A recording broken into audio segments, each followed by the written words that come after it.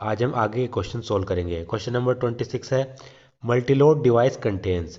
Multiload क्या है? Multiload एक इंट्रायूट्रिन डिवाइस है और इसमें क्या होता है? इसमें कॉपर होता है। मल्टीलोड एक कॉपर कंटेनिंग इंट्रायूट्रिन डिवाइस है। तो मल्टीलोड डिवाइस कंटेन्स कॉपर। तो 26 का C is the correct answer. Question number 27 है, which of the following is not an intrauterine device. इनमें से कौन सी एक इंट्रायूट्रिन डिवाइस नहीं है? तो आप अगर देखें, प्रोजेस्टासर्ट एक इंट्रायूट्रिन डिवाइस है, मल्टीलोड 375 इंट्रायूट्रिन डिवाइस है कॉपर कंटेनिंग, लिपिज लूप भी इंट्रायूट्रिन डिवाइस है। लेकिन अगर हम इसमें देखें नोर प्लांट एक इंट्रायूट्रिन डिवाइस नहीं है। तो इसमें से हमें यही देखना था कौन सी इंट्रायूट्रिन डिवाइस नहीं है। तो सी इज द आंसर, 27 का C. Question number 28, what is the work of copper T. Copper T का काम क्या है? कॉपर टी का काम होता है फर्टिलाइजेशन को इनहिबिट करना, फर्टिलाइजेशन को रोकना। तो the work of copper T is to inhibit fertilisation. तो 28 का B is the correct answer. Question number 29 है, आईयूडीज प्रिवेंट प्रेगनेंसी बाय। जो इंट्रायूट्रिन डिवाइसेस हैं वो प्रेगनेंसी को किस तरीके से प्रिवेंट करती हैं, ये हमें बताना है। Inhibit physiological and morphological uterine changes required for implantation. तो जो आईयूडीज हैं ये क्या करती हैं?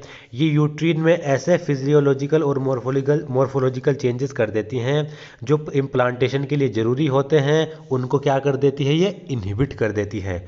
यानी ऐसे फिजियोलॉजिकल और मॉर्फोलॉजिकल चेंजेस यूट्रिन के अंदर जो इम्प्लांटेशन के लिए ज़रूरी हैं, नेसेसरी हैं, उनको ये क्या करेगी? इनहिबिट कर देगी, स्टॉप कर देगी। बिल्कुल सही है, ये आयोडीज का फंक्शन है। दूसरा, increases phagocytosis of spermatozoa with in uterus. ये आयोडीज क्या करती हैं? यूट्रस के अंदर स्पर्मेटोजोआ का फेगोसाइटोसिस कर देती हैं। फेगोसाइटोसिस मतलब उसका डिस्ट्रक्शन करती हैं। बिल्कुल सही। Suppressing motility of sperm as well as their fertilising capacity. साथ ही साथ जो आयोडीज होती हैं वो स्पर्म की मोटिलिटी और उनकी फर्टिलाइजिंग कैपेसिटी को सप्रेस कर देती हैं, कम कर देती हैं या फिर दबा देती हैं। बिल्कुल सही है। तो ये तीनों ही आयोडीज के फंक्शन हैं। तो D is the correct answer, यानी all of these. Question number 30 है, copper T is an intrauterine contraceptive device. Copper T एक आईयूडी है यानी इंट्रायूट्रिन कॉन्ट्रासेप्टिव डिवाइस है। Select the option that correctly define the role of copper. तो हमें बताना है कॉपर टी में जो कॉपर होता है उसका करेक्ट रोल क्या होता है। कॉपर टी में जो कॉपर होता है इसका काम होता है स्पर्म मोटिलिटी को सप्रेस करना और स्पर्म की जो फर्टिलाइजिंग कैपेसिटी है उसको कम करना, उसको सप्रेस करना। तो इसमें अगर हम बी ऑप्शन देखें, copper ion suppress sperm motility and the fertilising capacity of the sperm. जो कॉपर आयन है वो स्पर्म की मोटिलिटी को सप्रेस करता है और स्पर्म की फर्टिलाइजिंग कैपेसिटी को सप्रेस करता है। यही इसमें कॉपर का रोल है। तो बी इज द आंसर, 30 का B is the answer. Question number 31, read the given statement and select the correct option. हमें स्टेटमेंट को इनको रीड करना है और करेक्ट ऑप्शन सेलेक्ट करना है। स्टेटमेंट फर्स्ट है, copper T, copper 7 and multiload 375 are the hormone releasing IUDs. Copper T, copper 7 और मल्टीलोड 375 ये हार्मोन रिलीजिंग आयोडीज हैं। ये स्टेटमेंट रॉन्ग है क्योंकि कॉपर टी, कॉपर 7 और मल्टीलोड 375 ये क्या हैं? कॉपर रिलीजिंग आयोडीज हैं। क्या है? Copper releasing IUDs. तो स्टेटमेंट ये गलत हो गया। सेकंड स्टेटमेंट देखिए, copper ion released by some IUDs affect the ability of uterine wall to support embryo thus cause contraception. जो कॉपर आयन कुछ आयोडीज रिलीज करती हैं ये क्या करता है? ये यूट्रिन वॉल की एबिलिटी को क्या करता है? अफेक्ट करता है, जिससे कि कॉन्ट्रासेप्शन हो जाए। बिल्कुल गलत है। कॉपर आयन का हम फंक्शन पढ़ चुके हैं। कॉपर आयन क्या करता है? स्पर्म मोटिलिटी को सप्रेस करता है और फर्टिलाइजिंग कैपेसिटी को सप्रेस करता है। तो ये भी स्टेटमेंट इनकरेक्ट है। तो both statement 1 and 2 are incorrect, दोनों ही गलत हैं और 31 का डी हमारा आंसर है। क्वेश्चन नंबर 32 है, copper ion released from copper releasing intrauterine devices. Copper ion जो copper related releasing intrauterine devices हैं वो कॉपर आयन को क्या करती हैं? रिलीज करती हैं। तो इनका काम क्या होता है? क्या ओवुलेशन को प्रिवेंट करती हैं? नहीं। क्या ये इम्प्लांटेशन के लिए यूट्रस को अनसुटेबल कर देती हैं? ये भी कॉपर आयन का काम नहीं। कॉपर आयन का काम हमने पढ़ा, स्पर्म मोटिलिटी को सप्रेस करना, फर्टिलाइजिंग कैपेसिटी को सप्रेस करना। Decrease phagocytosis of sperm, sperm की फैगोसाइटोसिस को ये डिक्रीज कर देते हैं? नहीं, ये क्या करते हैं, स्पर्म मोटिलिटी को सप्रेस करते हैं। तो 32 का D is the answer. 33 question है, select the correct statement regarding IUDs out of the following. चार स्टेटमेंट हमें दिए गए हैं, ये 3 इंट्रायूट्रिन डिवाइसेस के बारे में, तो इनमें से बताना है कौन सा स्टेटमेंट करेक्ट है। Intrauterine devices are object which are inserted in the uterus of the female through vagina by expert doctors. Intrauterine devices वे ऑब्जेक्ट हैं जो एक्सपर्ट डॉक्टर के द्वारा फीमेल के यूट्रस में इंसर्टेड किए जाते हैं थ्रू वेजाइना। बिल्कुल सही है, करेक्ट स्टेटमेंट है। IUDs may be categorised as non medicated IUDs, copper releasing IUDs and hormone releasing IUDs. जो आयोडीज हैं उनको हम नॉन मेडिकेटेड आयोडीज में कैटेगराइज कर सकते हैं, example Lippes loop. Copper releasing IUDs example copper T, copper 7 multiload 375। और hormone releasing IUDs example Progestasert LNG20। बिल्कुल सही है। In India use of IUDs is one of the most widely accepted method of contraception these days.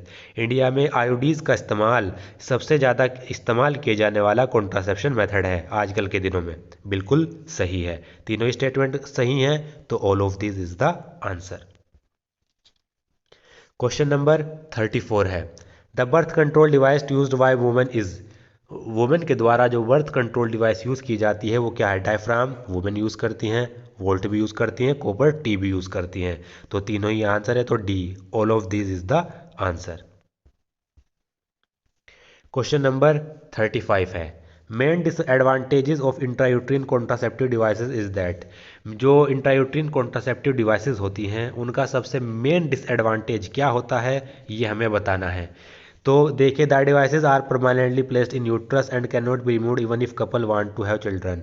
ये जो devices हैं इनको uterus में permanently place कर दिया जाता है, और अगर कपल को चिल्ड्रन चाहिए तो इनको रिमूव नहीं किया जा सकता। गलत है, ये तो उसका डिसएडवांटेज नहीं है। The devices has to be inserted by physician in the uterus through vagina.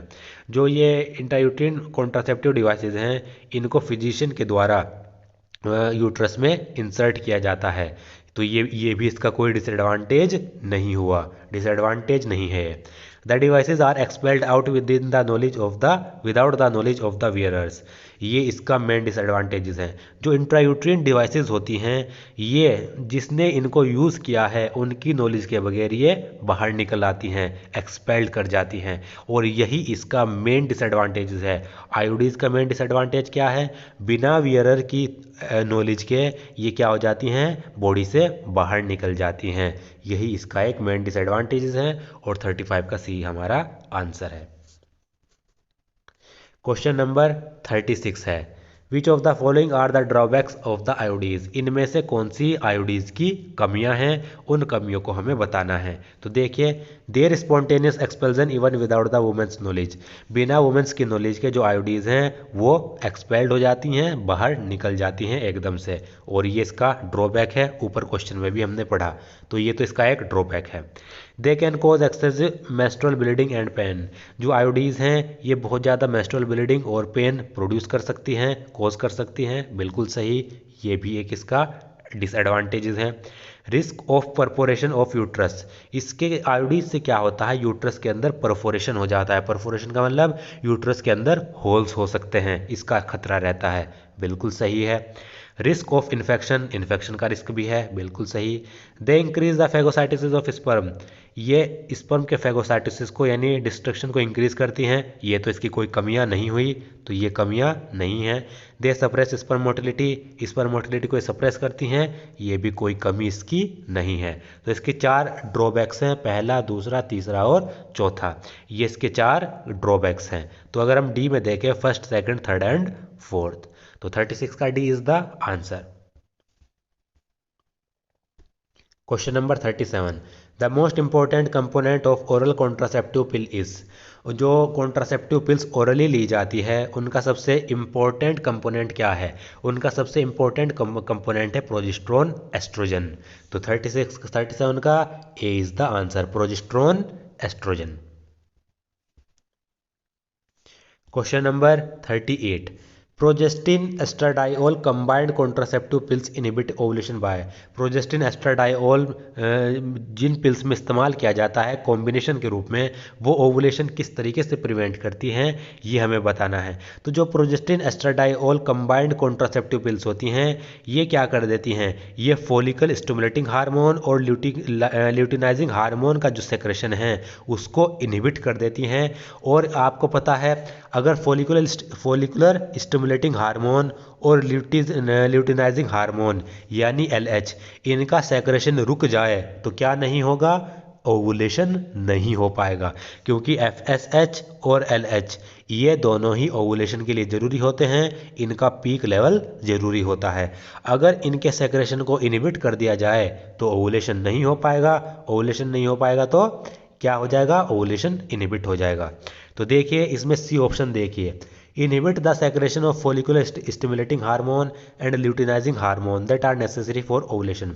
जो प्रोजेस्टिन एस्ट्राडाइओल कंबाइंड कॉन्ट्रासेप्टिव पिल्स होती हैं, ये FSH और LH के सेक्रेशन को इनहिबिट करती हैं, रोकती हैं, और यही आपको पता है LH और FSH ओवुलेशन के लिए ज़रूरी होते हैं। जब ये सेक्रेट ही नहीं हो रहे तो ओवुलेशन नहीं हो पाता। तो 38 का सी इज़ द करेक्ट आंसर। इनका आपको फंक्शन याद रखना है, इंपॉर्टेंट है। क्वेश्चन नंबर 39 है, progesterone pill help in preventing pregnancy by not allowing. जो प्रोजेस्टेरोन पिल्स होती हैं वो प्रेगनेंसी को किस तरीके से प्रिवेंट करती हैं। जो प्रोजेस्टेरोन पिल होती हैं ये क्या करती हैं, ये ओवा फॉर्मेशन होने नहीं देती। प्रोजेस्टेरोन पिल्स क्या करती हैं, ओवा फॉर्मेशन को क्या कर देती हैं, प्रिवेंट कर देती हैं। ओवम जो बनता है उसको फॉर्म ही नहीं होने देती। तो 39 का ए इज़ द आंसर, ये आपको याद रखना है। क्वेश्चन नंबर 40 है, how do the pills work. जो पिल्स हैं वो किस तरीके से वर्क करती हैं ये हमें बताना है। It inhibits ovulation and implantation. जो पिल्स हैं वो ओवुलेशन और इम्प्लांटेशन को रोकती हैं, बिल्कुल सही, ये तो इनका काम है। It alter the quality of cervical mucus to prevent और retard the entry of sperm. साथ ही साथ जो पिल्स हैं वो क्या कर देती हैं, सर्वाइकल म्यूकस की क्वालिटी को चेंज कर देती हैं, जिससे कि उसमें या तो स्पर्म आ ही नहीं पाए या उनकी जो एंट्री है स्पर्म की वो कम हो जाए, बिल्कुल सही है। तो ये भी इसका फंक्शन है पिल का, और ये भी पिल्स का फंक्शन है। It inhibits spermatogenesis. क्या जो पिल्स हैं वो स्पर्मेटोजेनेसिस को इनहिबिट करेंगी, स्पर्मेटोजेनेसिस में इनका कोई भी फंक्शन नहीं होता, उसको ये रोक नहीं पाती, तो ये इनका फंक्शन नहीं है। तो 40 का फर्स्ट और सेकंड अगर हम देखें तो B, first and second is the answer, तो B is the correct answer. Question number 41 है, read the given statement and select the correct option. इन स्टेटमेंट को हमें रीड करना है और करेक्ट ऑप्शन को यहाँ पर सिलेक्ट करना है। तो देखिए स्टेटमेंट फर्स्ट है, सहेली is an oral pill which has high contraceptive value and very little side effect. सहेली एक ओरल पिल है जिसकी कॉन्ट्रासेप्टिव वैल्यू भी हाई है और इसके साइड इफेक्ट भी बहुत कम है, बिल्कुल सही, करेक्ट स्टेटमेंट है। Saheli contains progestin with no estrogen and a non steroidal preparation called centchroman. जो सहेली होती है उसमें प्रोजेस्टिन होता है और इसमें कोई भी एस्ट्रोजन नहीं होता। साथ ही साथ सहेली कॉन्ट्रासेप्टिव पिल में एक नॉन स्टेरॉयडल प्रिपरेशन होता है जिसको हम सेंटक्रोमेन कहते हैं, बिल्कुल सही है। और आपको ये याद रखना है, सहेली में एक नॉन स्टेरॉयडल प्रिपरेशन होता है जिसका नाम है सेंटक्रोमेन। इसका नाम आपको याद रखना है, ये नाम भी अलग से पूछा जा सकता है। तो दोनों ही स्टेटमेंट इसमें करेक्ट हैं, तो 41 का A answer, both statement 1 and 2 are correct statement. Question number 42 है, व्हाट इज ट्रू अबाउट सहेली। इनमें हमें बताना है जो सहेली कॉन्ट्रासेप्टिव पिल हैं उनके बारे में कौन सा स्टेटमेंट इसमें से सही है। पहला, developed at the CDRI Lucknow. जो सहेली है वो CDRI लखनऊ में डेवलप्ड हुई, ये तो बिल्कुल इसके बारे में सही स्टेटमेंट है। कंटेन्स स्टेरॉयडल प्रिपरेशन, सहेली में स्टेरॉयडल नहीं बल्कि नॉन स्टेरॉयडल प्रिपरेशन होता है सेंटक्रोमेन, ये हम अभी ऊपर क्वेश्चन में पढ़ चुके हैं, तो ये ऑप्शन तो इसमें गलत हो गया। वंस ए वीक पिल, जो सहेली होती है वो वंस ए वीक पिल होती है, यानी हफ्ते में एक बार लेनी पड़ती है, बिल्कुल सही, इसके बारे में ये करेक्ट स्टेटमेंट है। सहेली हैज़ मैनी साइड इफेक्ट, सहेली के बहुत ही कम साइड इफेक्ट होते हैं, गलत स्टेटमेंट। हाई कॉन्ट्रासेप्टिव वैल्यू, इसकी कॉन्ट्रासेप्टिव वैल्यू हाई होती है, बिल्कुल सही। वेरी फ्यू साइड इफेक्ट, इसके साइड इफेक्ट बहुत कम होते हैं, बिल्कुल सही। सहेली की लो कॉन्ट्रासेप्टिव वैल्यू होती है, लो नहीं बल्कि हाई कॉन्ट्रासेप्टिव वैल्यू होती है, तो इसके बारे में गलत हो गया। तो पहला सही, तीसरा सही, पांचवा सही और छठा सही। तो first, third, fifth and sixth, तो हमने यहाँ पर देखें first, third, fifth and sixth B option में, बी ऑप्शन में अगर हम देखें first, third, fifth and sixth are correct option. तो 42 का B is the answer.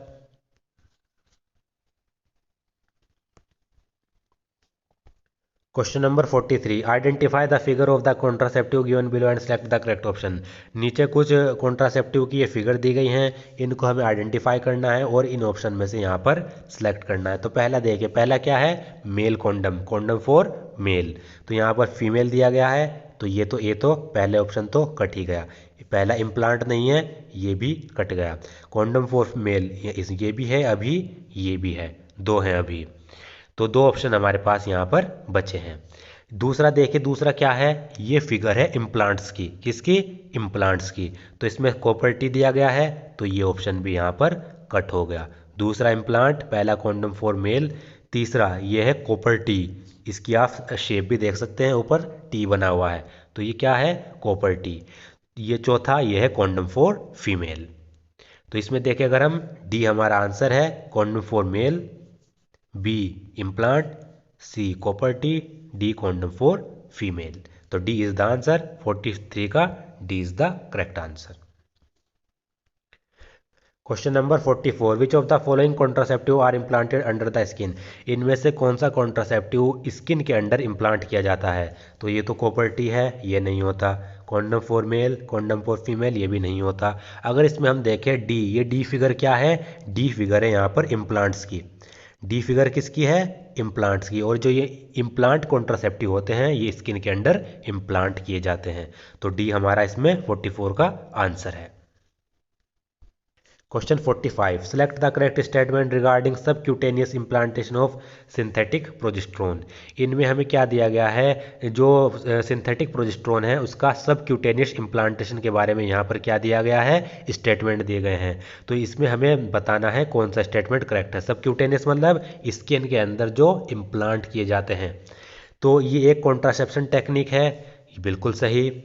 Skin के अंदर जो इम्प्लांट किए जाते हैं, ये भी एक कॉन्ट्रासेप्शन टेक्निक ही है, बिल्कुल सही। इसकी फिगर भी हम क्या देख सकते हैं, इसकी फिगर भी यहाँ पर हमने देखी है, ये होते हैं इम्प्लांट। दूसरा, it act by blocking ovulation and prevent sperm transport. ये क्या करता है, ओवुलेशन को ब्लॉक करता है और स्पर्म ट्रांसपोर्ट को प्रिवेंट करता है, बिल्कुल सही।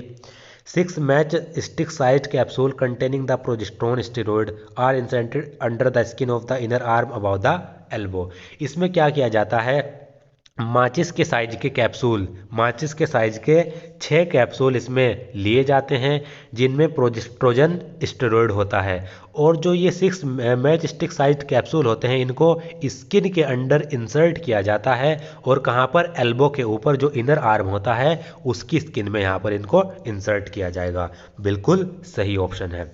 तो यहाँ पर तीनों ही करेक्ट हैं, तीनों ही करेक्ट का मतलब all of this is the answer. तो 45 का डी हमारा आंसर है।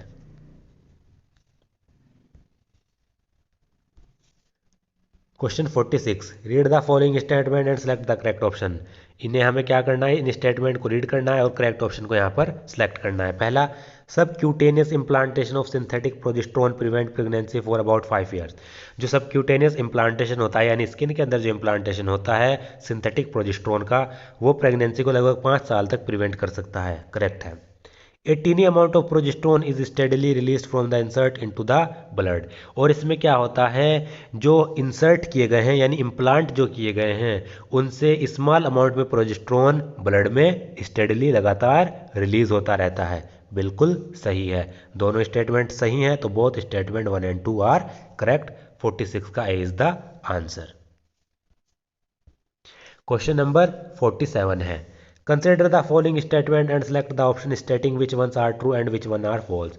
हमें 4 स्टेटमेंट दिए गए हैं, इन 4 स्टेटमेंट में से हमें बताना है कौन सा स्टेटमेंट ट्रू है और कौन सा स्टेटमेंट हमारा फॉल्स है, ये इसमें हमें बताना है। तो देखिए, immigration is the movement of individual out of a place और कंट्री। जो इमाइग्रेशन होता है इसमें क्या होता है, जो इंडिविजुअल है वो एक प्लेस या कंट्री से दूसरी प्लेस पर चले जाते हैं, यानी बाहर चले जाते हैं, इंडिविजुअल का मूवमेंट हो जाता है। तो बिल्कुल सही है। तो ये हमारा पहला क्या हो गया, पहला ऑप्शन हो गया हमारा ट्रू। इमाइग्रेशन में क्या होता है, इमाइग्रेशन में किसी भी प्लेस या कंट्री से जो इंडिविजुअल है वो मूवमेंट करके बाहर चले जाते हैं, बाहर निकल जाते हैं। तो पहला ट्रू है। दूसरा, combined contraceptive pills contain synthetic progesterone and oestrogen to check evolution. जो कंबाइंड कॉन्ट्रासेप्टिव पिल्स होती हैं उनमें सिंथेटिक प्रोजेस्टेरोन और एस्ट्रोजन होता है, जिससे वो ओवुलेशन को प्रिवेंट करती हैं। बिल्कुल सही है, ये भी ट्रू है। तीसरा, Depo Provera are oestrogen derivative injection. जो डीपो प्रोवेरा है वो एस्ट्रोजन डेरिवेटिव इंजेक्शन है। फॉल्स है। फॉल्स क्यों, क्योंकि जो डीपो प्रोवेरा है वो एस्ट्रोजन डेरिवेटिव इंजेक्शन नहीं बल्कि प्रोजेस्टेरोन डेरिवेटिव इंजेक्शन है। क्या है, प्रोजेस्टेरोन डेरिवेटिव इंजेक्शन। तो ये तीसरा तो फॉल्स हो गया। चौथा, the scientific study of human population is called demography. Human population की जो साइंटिफिक स्टडी की जाती है उसको हम डेमोग्राफी कहते हैं। बिल्कुल सही है, ट्रू। तो यहाँ पर हम इनको मैच कर लेते हैं। तो पहला क्या है, पहला ट्रू, इसमें भी ट्रू, इसमें भी ट्रू, इसमें भी ट्रू, इसमें भी ट्रू। दूसरा ट्रू इसमें, बाकी तीनों में फॉल्स। तो इससे हमें आंसर हमें पता लग गया। पहला ट्रू, दूसरा ट्रू, तीसरा फॉल्स और चौथा ट्रू। तो ये हमारा आंसर है। 47 का A is the answer. 48 question है, read the following statement and select the option having both incorrect statement. हमें क्या करना है, इन स्टेटमेंट को पढ़ना है और उन ऑप्शन को सिलेक्ट करना है जिनमें इनकरेक्ट स्टेटमेंट हो, यानी इनमें से इनकरेक्ट स्टेटमेंट कौन सा है ये देखना है। पहला, कॉन्डम्स डिक्रीज स्पर्म मोटिलिटी। जो कॉन्डम्स होते हैं वो स्पर्म मोटिलिटी को डिक्रीज करते हैं। बिल्कुल इनकरेक्ट है, गलत है, क्योंकि कॉन्डम का काम क्या होता है, स्पर्म और ओवम को फ्यूज होने से बचाना। स्पर्म मोटिलिटी का उनमें कोई भी रोल नहीं होता, ना वो इंक्रीज करते हैं ना वो डिक्रीज करते हैं। तो ये तो इनकरेक्ट हो गया हमारा। Diaphragm, cervical caps and volt are for both male and female. Diaphragm, cervical caps और वोल्ट मेल और फीमेल दोनों के लिए होते हैं। ये भी इनकरेक्ट है। इनकरेक्ट क्यों, क्योंकि डायफ्राम, सर्वाइकल कैप और वोल्ट सिर्फ फीमेल्स के लिए होते हैं, मेल के लिए नहीं होते। IUDs are inserted by expert nurses. IUDs expert nurses के द्वारा इंसर्ट की जाती है, ये तो करेक्ट है। Sterilisation is a terminal method to prevent further pregnancy. Sterilisation वह टर्मिनल मेथड होता है जिसमें प्रेगनेंसी को आगे होने से बिल्कुल रोका जा सकता है। बिल्कुल सही है, स्टेरिलाइजेशन प्रोसेस में यही होता है। तो तीसरा चौथा सही है, पहला और दूसरा गलत है। ये दोनों हमारे गलत हैं और हमें इनकरेक्ट स्टेटमेंट ही आइडेंटिफाई करने थे। तो पहला दूसरा गलत, यानी फर्स्ट एंड सेकंड। तो बी इज द आंसर।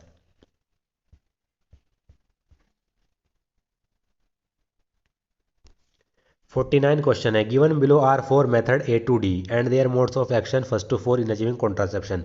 इधर मेथड दिए गए हैं, इधर इनके मोड ऑफ एक्शन दिए गए हैं। तो इनको हमें मैच करना है और करेक्ट ऑप्शन को यहाँ पर सिलेक्ट करना है।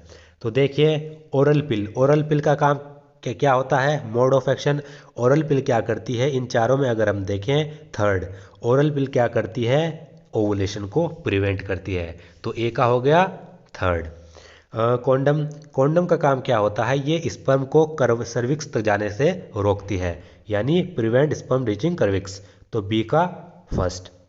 सी, वैसेक्टोमी। वैसेक्टोमी में क्या होता है, वैसेक्टोमी में क्या होता है, स्मॉल अमाउंट में वास्ट डिफरेंस को टाइड कर दिया जाता है या रिमूव कर दिया जाता है, जिससे जो सीमन होता है ओवम तक पहुंचता है वो क्या करता है, उसमें स्पर्म ही नहीं होते।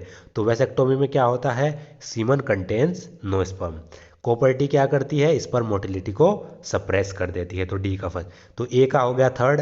ए का थर्ड हम देखें, इसमें नहीं है, इसमें नहीं है। बी का फर्स्ट, बी का फर्स्ट अगर देखें तो इसमें भी नहीं है। ए का थर्ड, बी का फर्स्ट, सी का फोर्थ और डी का क्या हो गया, कोपर्टी का सेकंड। तो ये सी हमारा इसमें आंसर है। तो 49 का C is the correct answer. Question number 50, इसमें भी क्या करना है हमें, इसमें भी हमें कॉन्ट्रासेप्टिव मेथड दिए गए हैं और उनके एग्जाम्पल दिए गए हैं दूसरे से कॉलम में। इधर कॉन्ट्रासेप्टिव मेथड, इधर इनके एग्जाम्पल, इन दोनों को मैच करना है। तो देखिए, कॉन्ट्रासेप्टिव केमिकल मेथड्स, इनमें से अगर हम देखें केमिकल मेथड कौन सा है, इन 5 में से अगर हम देखें केमिकल मेथड कौन सा है? स्पर्मिडाइसाइडल जेली और फोम। तो ए का हो गया फोर्थ, ए का फोर्थ इसमें नहीं है। केमिकल मेथड का एग्जांपल है स्पर्मिसाइडल जेली और फोम। आयोडीज, आयोडीज का क्या एग्जांपल है? इसमें अगर हम देखें आयोडीज के एग्जांपल है copper T and Lippes lube. तो बी का सेकंड, बी का सेकंड किस में दिया गया है? इसमें नहीं है, बाकी दोनों में बी का सेकंड है। बैरियर्स, इनमें से अगर हम देखें बैरियर मेथड कौन से हैं? कॉन्डम्स और सर्वाइकल कैप। तो ये बैरियर मेथड है। तो सी का थर्ड, सी का थर्ड इसमें नहीं दिया गया, सी का थर्ड सिर्फ ऊपर वाले में। डी का फर्स्ट स्टेरिलाइजेशन, स्टेरिलाइजेशन प्रोसेस में ट्यूबेक्टोमी और वेसेक्टोमी आती है। तो ए का फोर्थ, बी का सेकंड, सी का थर्ड और डी का फर्स्ट, ये हमारा आंसर है। तो 50 का A is the correct answer. Question number 51 है, what does the given figure represent? ये जो नीचे फिगर दी गई है ये किसको रिप्रेजेंट करती है? तो आप इसमें फिगर में देखें, इसमें क्या किया गया है? ये मेल रिप्रोडक्टिव सिस्टम है और इस फिगर में स्मॉल अमाउंट में वास्ट डिफरेंस को क्या कर दिया गया? या तो रिमूव कर दिया गया या इनको टाइड कर दिया गया, यानी बांध दिया गया। यहाँ पर आप देखें तो ये क्या है? ये प्रोसेस क्या होता है जिसमें स्मॉल अमाउंट में वास्ट डिफरेंस को रिमूव कर दिया जाता है या टाइड कर दिया जाता है? ये प्रोसेस कहलाता है वैसेक्टोमी। तो 51 का D is the correct answer. तो 51 का D is the correct answer, ये वैसेक्टोमी का डायग्राम है।